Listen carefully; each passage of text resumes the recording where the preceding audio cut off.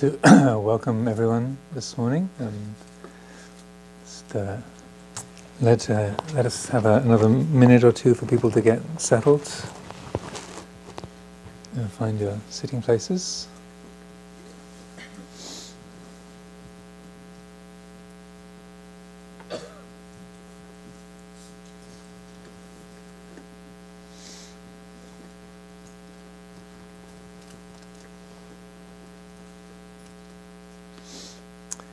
I always like to begin these days with a short period of our traditional chanting, so I thought a good way to begin today, the theme being on non-contention, will be the Buddha's teaching on loving kindness. So this is we'll do the English version, so if you happen to know the words, please join in if you like. If you don't, just use this as an opportunity to listen to these words and to take this as a moment to settle in and to allow yourself to arrive and to set the intention towards the quality of kindness and non-contention.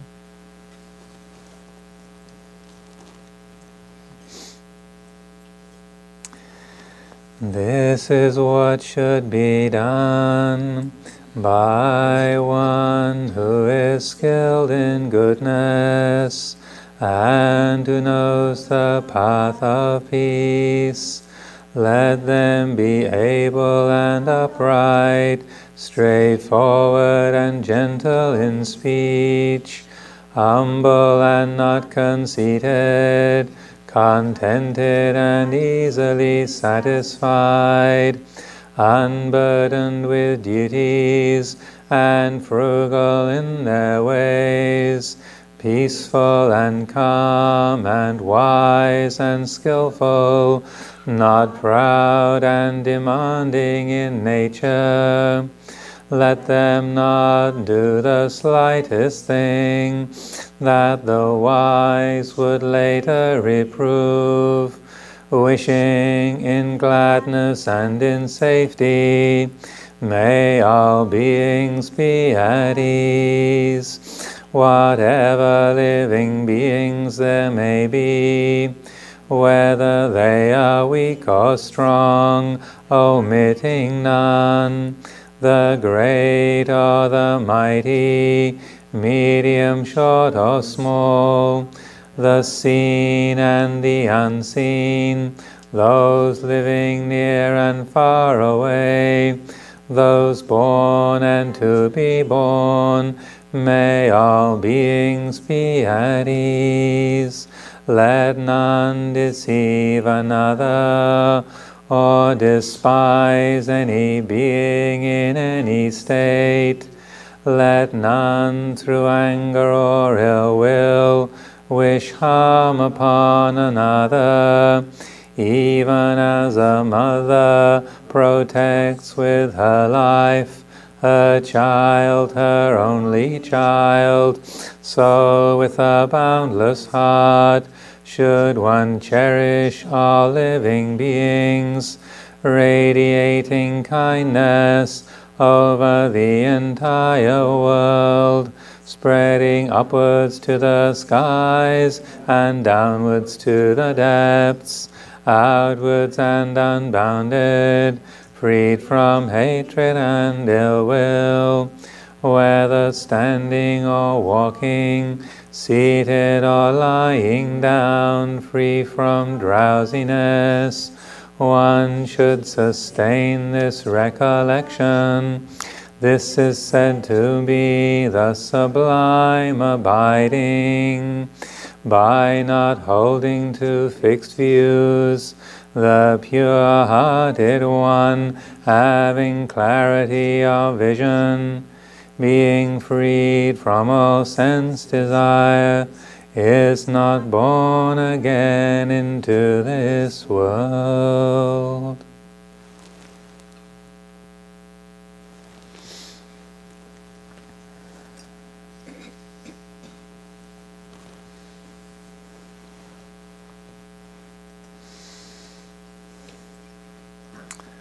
Well, the theme for the day is I'm right, you're wrong, as being the always. Yeah. The I'm right, you're wrong. This is in a way the archetypal expression of our attachment, our tendency to attach to views and opinions. That if I think it, it must be true, and if you think different, well, sorry, but you're wrong. You might be a good person, but you're just wrong. So I thought this is a very timely and useful theme for many reasons. And there's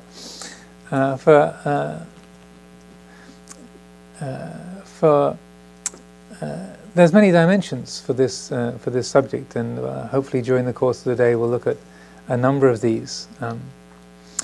I thought to start off with the Metta Sutta, the Discourse on Loving Kindness, particularly because it's very noticeable when you chant it in English how the first part of the teaching is all about having kindness to all beings and this unconditional love for the near and far, the small and the great, etc.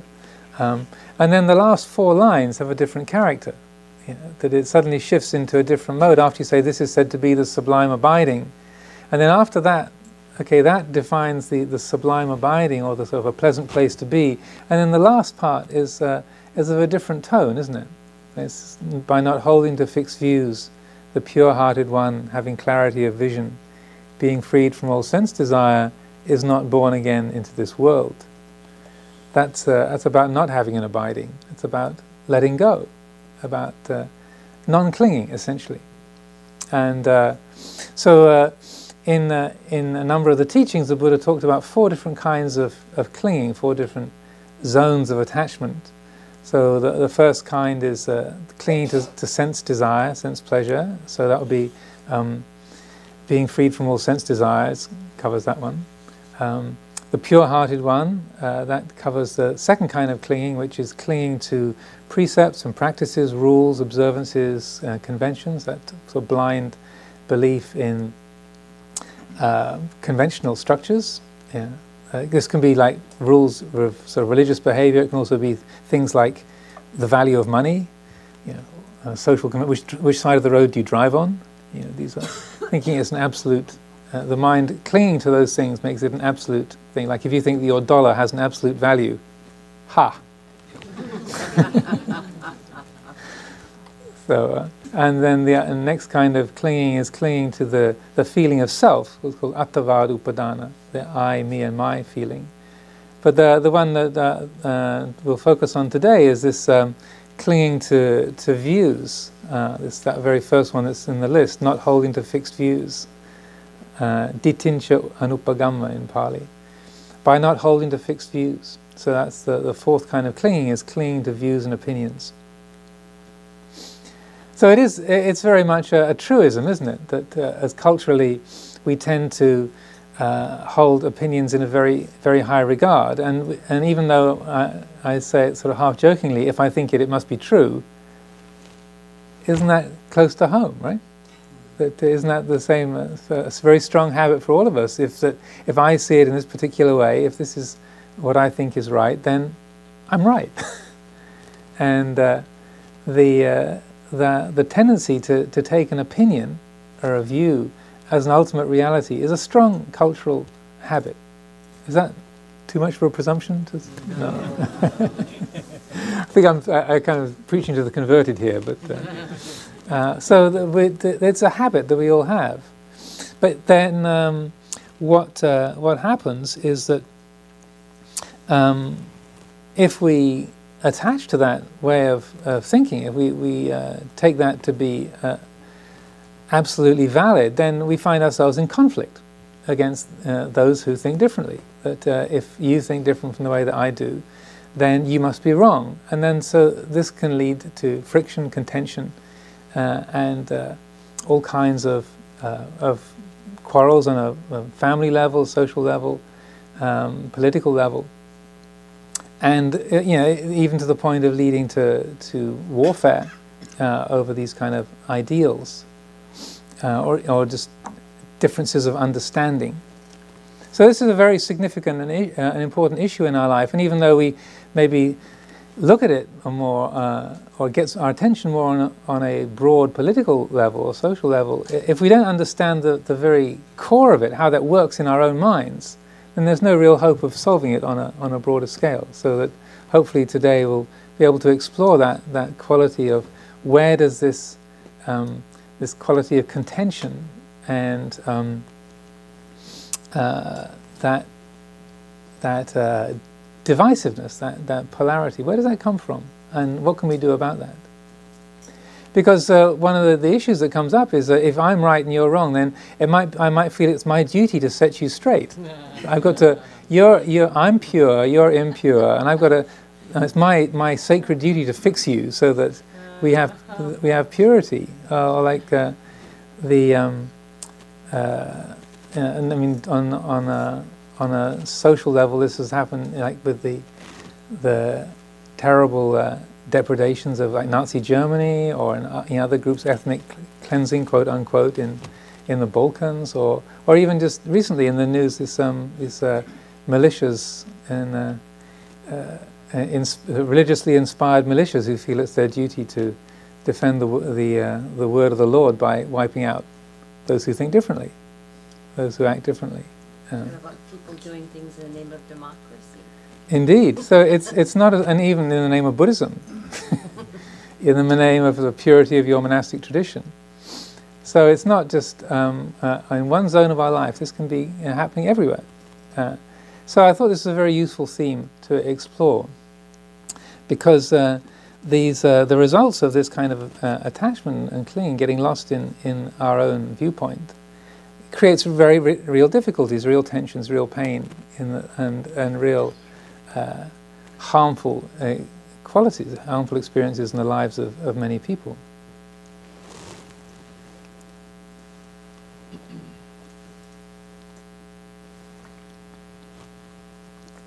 And and even though, because the more that we believe in our opinions, and the more that we have investment in the rational mind, and indeed, the more logical our thoughts can be, or the more tidy our rationale can be, then the more it can seem like perfectly valid to straighten somebody else out because they're wrong, and that you are, and even though we might not think of it as a sacred duty, we can still have that strong quality of righteousness, and even be praised throughout our childhood and our upbringing that righteous indignation is a really good quality. Get upset, straighten, take action, straighten out, do what you can to straighten out the other. And it's not. And one of the big issues is that it's not that that's always the wrong thing to do. Sometimes stepping up and taking action is exactly the appropriate thing to do, but it's the basis on which we do that. That's what makes the difference. That's what I would like to bring into the air today. The whole "if you're not with us, you're against us" mentality, to quote our previous president. I say I'm an American citizen now, so I can say it. Our previous president, if you're not with us, you're against us. And on one level, we can make a tight logical case for that and say, yeah, that's absolutely true by our own logic and reasoning. But then we don't recognize what that's doing to our own heart and what that's doing into the way that we relate with others. There was a story I've often told that Ajahn Samaya speaks about. He's the senior most Western student of Ajahn Shah. He was ordained as a monk back in the 60s, in 67 in Thailand.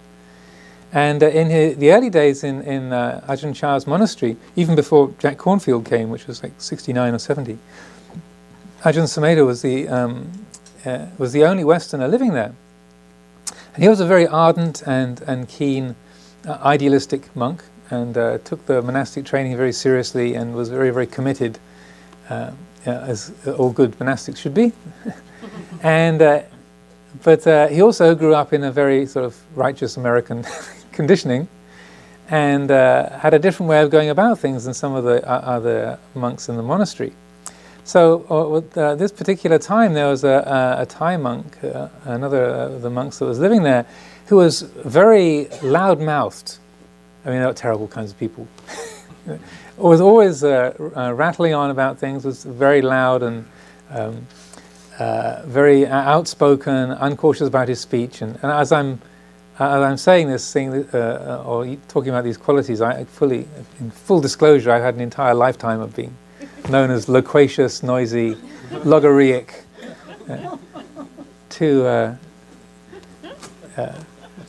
too ready with the flow of words. In fact, just to tell a little story as an aside, when I was a kid, we used to go and visit my grandparents in my grandmother's family in Belgium. We'd had a 3.5 hour boat ride across the English Channel, and so my grandparents would rent a cabin on the ferry boat, and we'd all be in this cabin. And particularly if the sea was rough, it wasn't really good to be out on deck.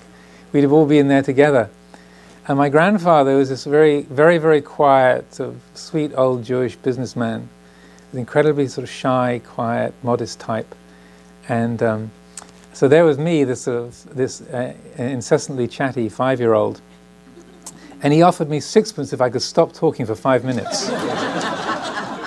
And in those days, 6pence was serious money. If I could just can it for 5 minutes. And I have a memory of nearly exploding with the effort of restraint. But he gave me the 6pence, so anyway.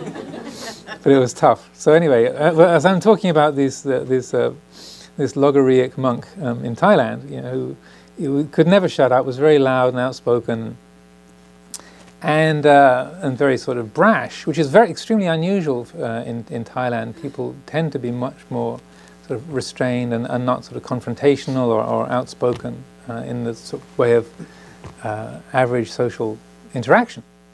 So as it was, the young Ajahn Samaya took great offense at this monk's behavior and thought this is totally out of order. And why isn't Ajahn Shah saying anything? He just lets this guy just carry on and make a fool of himself and upset everybody, and everyone can see he's out of order, and no one's saying anything. This is ridiculous. Somebody ought to get up, and even though I'm a junior monk, I really ought to. If somebody doesn't say something, I will. And this went on for some weeks or months, and he got more and more indignant, the righteousness level ramping up. And still Ajahn Shah wasn't seeming to say anything and just let this guy carry on regardless. And then eventually Ajahn Shah went off to visit some branch monastery for a few days, and it occurred that was at the same time there was a fortnightly recitation of the monastic rule. And usually what happens after the 227 rules have been recited, then the teacher will give an instructional talk and then say, is there any business that the Sangha wants to bring up?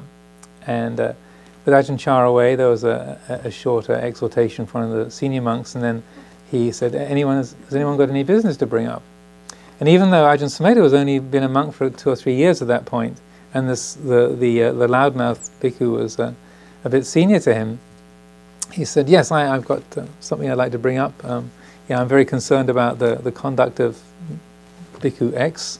And then he had his whole list of different occasions. Like, okay, there was this occasion, this occasion, this occasion, this occasion, and he had witnesses, he had the evidence, he had all his criteria. Everything was lined up, very neatly. And the thing was, he was right. That he all the things that he criticized the monk about, they were factually valid, and there were other people around, and it was. And you could see that other people were upset, or lay people took offense and walked away, and so on.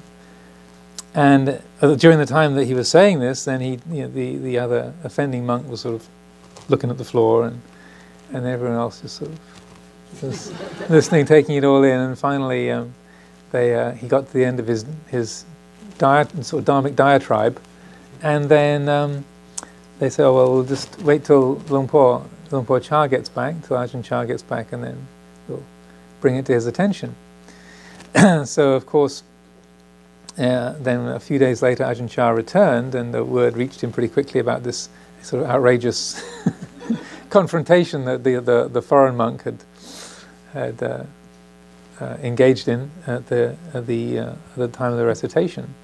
And so he took note of that. But during this time, like before Ajahn Shah had come back, the monk who'd been criticized and shamed in this way, he'd just been around for a day or two, and then he just took off. He just left the monastery, and wasn't seen again.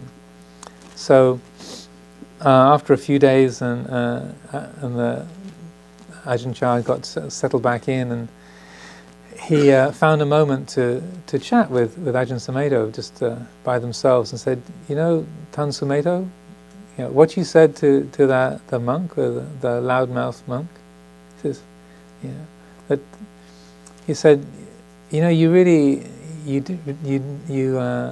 did something very harmful there. You know, you intended well, but what you did was very harmful, because even though," and the expression he used in Thai was, I'll get the tones wrong, but it's the words are right. He said, "Bak bak bap der jai di," which means his mouth is evil, but his heart is good. Yeah, he's got a bad verbal habits. Yeah, I knew that. Yeah, of course, you know, everyone knows that. But he says, this was how many monasteries do you think the guy had to leave before he came here? Yeah, this was the one place he could actually stay and practice, because I made space for him. But now you've closed the door on him, and you have to take responsibility for that, because he can't stay here anymore, because you shamed him publicly, and so you have to acknowledge that was really poorly done on your part.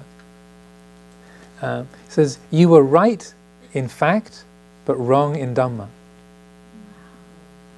Now that to me is an incredibly precise and helpful teaching, and in a way the theme for the whole day is hopefully will be identifying those two and being able to tease them apart, because in our minds often those are meshed in together.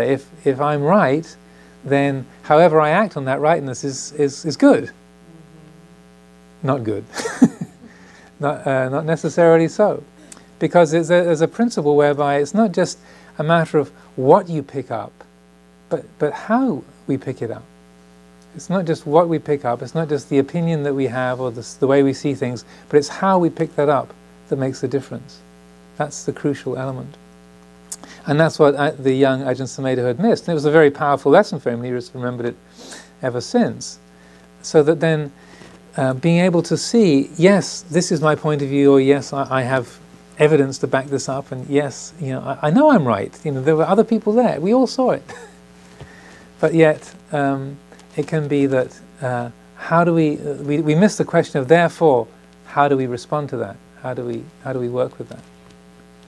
I was here at a meeting some years ago when there was some differences of opinion in the community, and there was a circle of people gathered for some event, and there was 20 or so people saw things one way, and another person saw things very differently, and so then it was brought out to this person. Well, here we are. There's 20 of your peers saying we see it like this, and you're saying no, I see it like that. How does that sit for you? You know, does that seem reasonable? And the individual person said, but no, I'm fine with it. I know I'm right. And there was absolutely no wobble there. There was no wobble. There was this complete conviction that this person's peers, friends, old-time companions were able to say, look, we see the situation really differently.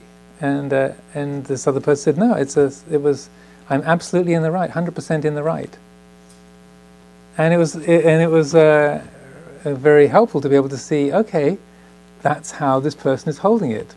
Okay, duly noted. Now we can take it from there. But oftentimes we don't have that reflective approach. We don't see how tightly we're holding something or get any kind of perspective on it. We go along with that. So to be able to see that feeling of rightness, and then along with that feeling of rightness, then to expand that and say, okay, well, that being the case, even if I'm absolutely sure, 100% certain, then what is the way to work with this? What's the way to handle this? What's the way forward with this?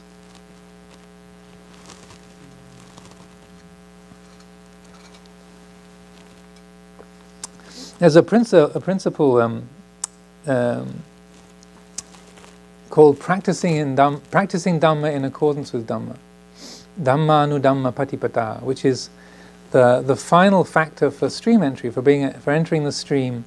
This precise principle is like one of the essential elements of it. So that if we want to be a stream enterer, if we want to have enlightenment absolutely guaranteed for us, then this is something we really, not to kind of emotionally blackmail or to threaten people, but if we really want to be free, this is a principle that it's absolutely essential to understand and to embody, to really see the difference between not just having a sense of rightness, but that recognizing that the way we act on that needs to be in accord with Dhamma, in accord with fundamental reality. And so then the challenge is, how do we find that? How do we bring about that accordance with reality?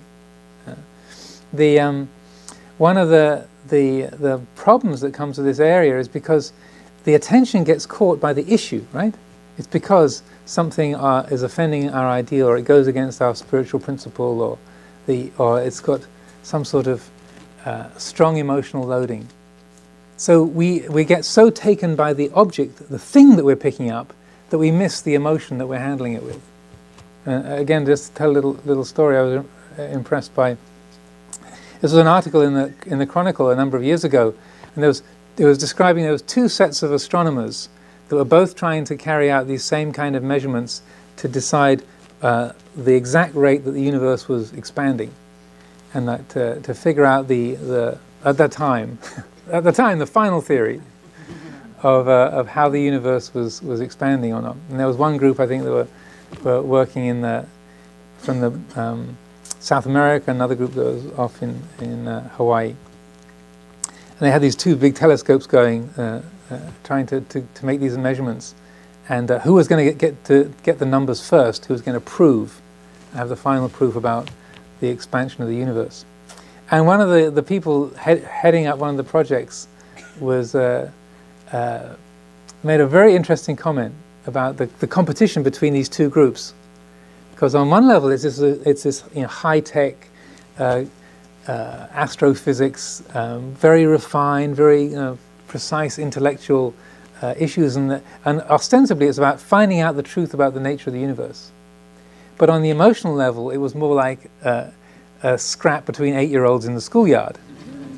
And his comment was that some people say that gravity is the most powerful force in the universe. I think it's more likely professional jealousy. I thought it was very astute. I thought, well, whether he gets the numbers first or not, this guy's going to be all right. But recognizing, what's happening here is a schoolyard scrap, and it's going to be who's going to be the one who ends up on top. That's what we really care about. And so it's noticing that kind of dynamic that's going on within us. One of the approaches through meditation that I'd like to start with today is understanding how the mind gets caught into these contentious states, and we end up in these scraps where the reptile brain takes over. The sense of conflict and contention, quarrel competition has taken over our field of experience. How that happens, and how we get ourselves into these situations where our rightness, we're clinging to our rightness, but it's not making us any happier. So there was an occasion where the Buddha was off meditating in the forest, and it's described how this Brahmin Pandit, like a Brahmin scholar, came wandering through the area where the Buddha was sitting meditating, and he was one of these sort of professional debaters. In India they have one of the forms of public entertainment.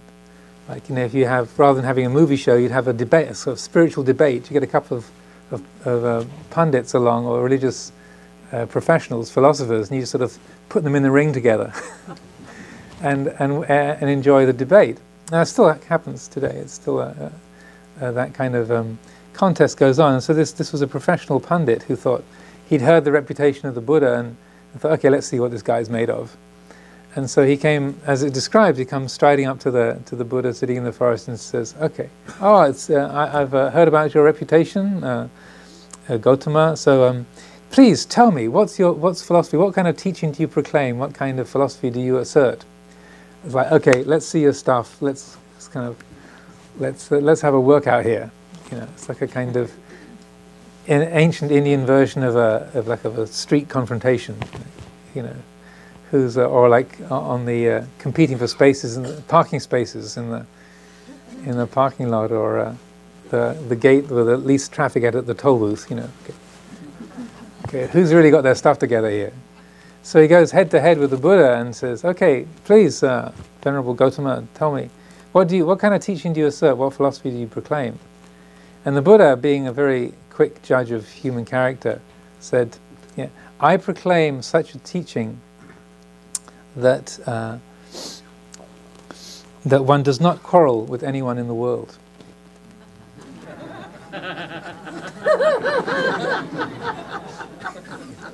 And so then it said this, and this Brahmin was called Dandapani, which means stick in hand. So kind of with his walking, the guy with the walking stick.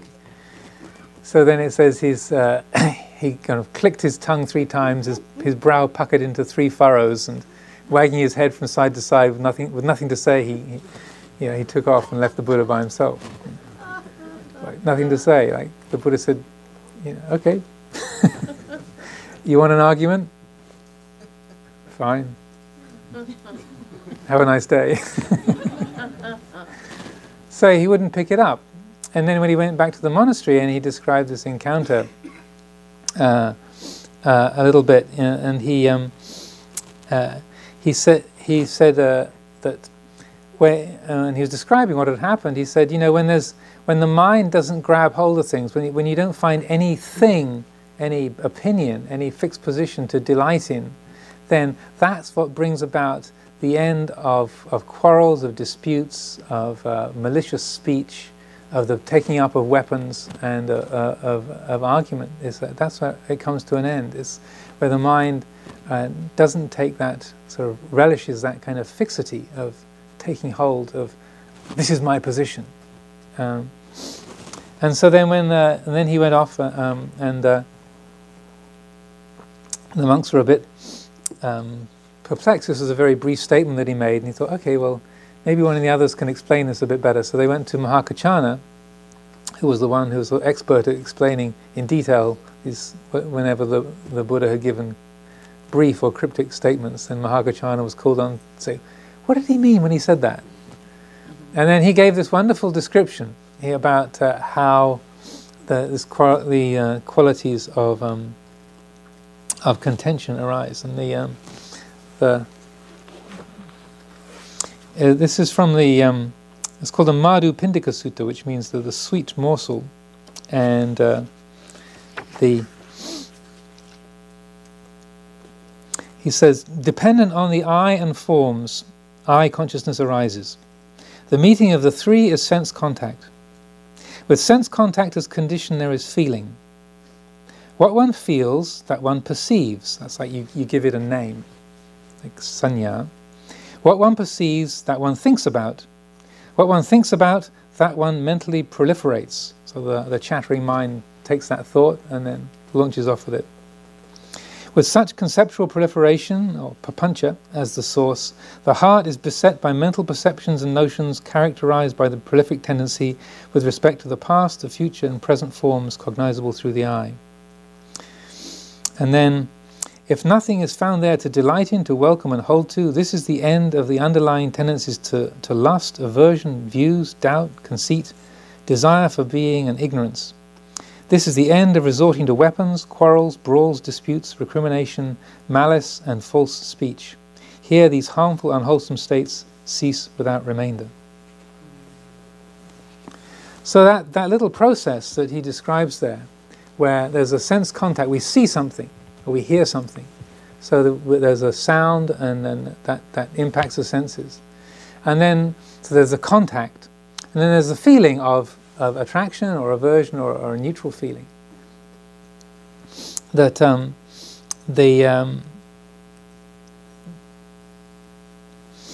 then the feeling of interest or attraction or aversion, then that leads to perception. So we might say we give it the sound a name, or like we hear our name, or we have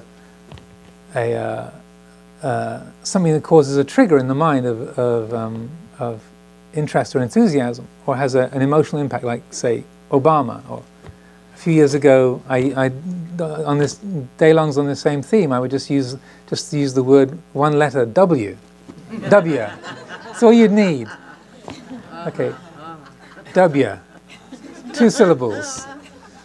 Okay, that still works, I can tell. Yeah. We remember. So we hear a sound, and then there's the sanya is the recognition. So it's like not just the sense perception, but the tone that goes with it. So so the words sign, designation, they're related to the Pali word sanya. So it's that naming quality. And then that brings up thought, vitaka. That's like we think about it. Oh, him. Oh, thank goodness. Well, maybe Obama's not quite up to the mark that we hope, but boy, I'm really glad that's thinking.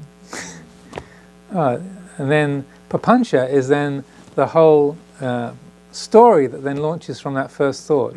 Like, so that the first thought will be a simple phrase like, oh, thank goodness he's not with us anymore. Or like, oh, for the day that. And then papancha is what launches from that, the string of conceptual proliferation.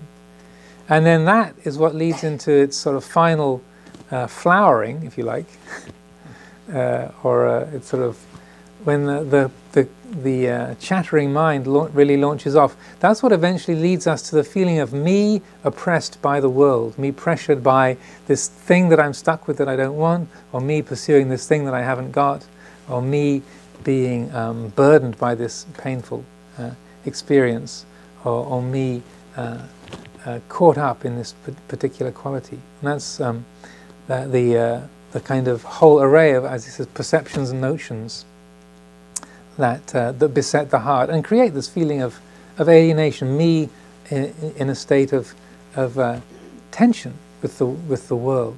That's like if that whole process is just left to run and to do its thing.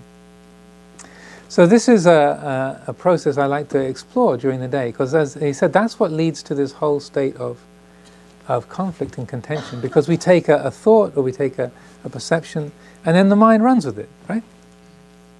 And then we find ourselves, the mind having run with that, then we find ourselves in the state of, I got to have this, or I can't stand that, or like, I've got to set so-and-so straight, or the family issues, relationship issues, parent-child issues, that, my kid, my mother, my partner, my monastery. This is kind of non-denominational, So that feeling of both alienation and pressure, somehow they manage to go together in the heart. And what I'd like to do in the first meditation period that we'll begin in a moment is to look right at how that process works, and then to see how we can follow it back. Because if you the further down that track you get, the more painful it gets.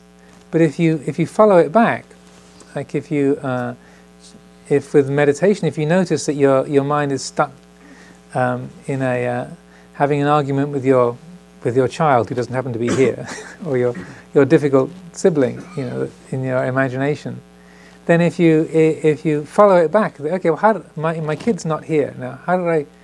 How did I get into this thought? And think, okay, well, it was I began this line of thinking with the idea of what did I give him? What did I set up to give him for lunch today? And then that came from me thinking, well, I didn't have much breakfast. I'm feeling hungry. What am I going to have for lunch? And then it came from the feeling of a rumble in the stomach. And that's all it was. Oh.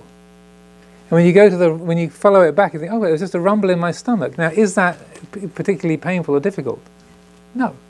Very simple and straightforward. The sight, the sound, the feeling, the smell, the taste. There's an innocence, a simplicity to the raw sense perception. When then the feeling of unpleasant, then the sanya, that's rumbling in the stomach. Then the vitaka, I'm hungry. Then the papancha, I'm hungry. Yeah, I didn't really have breakfast. What am I going to have for lunch? What did I set up to give lunch to my kid? Gee, oh dear. Well, he likes that. He doesn't like that. Well, is he going to have that? And off it goes. But it began with something incredibly simple and straightforward, right? Just a simple feeling, a sound, a sight, and so that with this kind of meditation, we can train ourselves to follow it back to the source of an individual perception or an individual idea, just a memory floating up, and then staying with the simplicity of that. In the Korean, there's a very nice, beautiful collection of teachings from the Korean tradition where they talk about this practice, and it's known as tracing back the radiance, like following the energy of the mind back to its source, which I think is a very useful little phrase. Actually, Joseph Goldstein sent me that book. I forget who the Korean teacher is that the teachings from, but it describes exactly this process, and so that we'll look at that this morning and see how 9 times out of 10, 99 times out of 100, the conflicts that the mind gets into and the tensions it creates, if we follow them back to what triggered them, then we find that we've left that experience of tension and alienation, that conflicted state. That's been left behind. That's been let go of. So I'll finish my opening reflections for the day here. And so if people would like to stretch your legs for a minute or two, and use the bathroom if you need to, and then come back.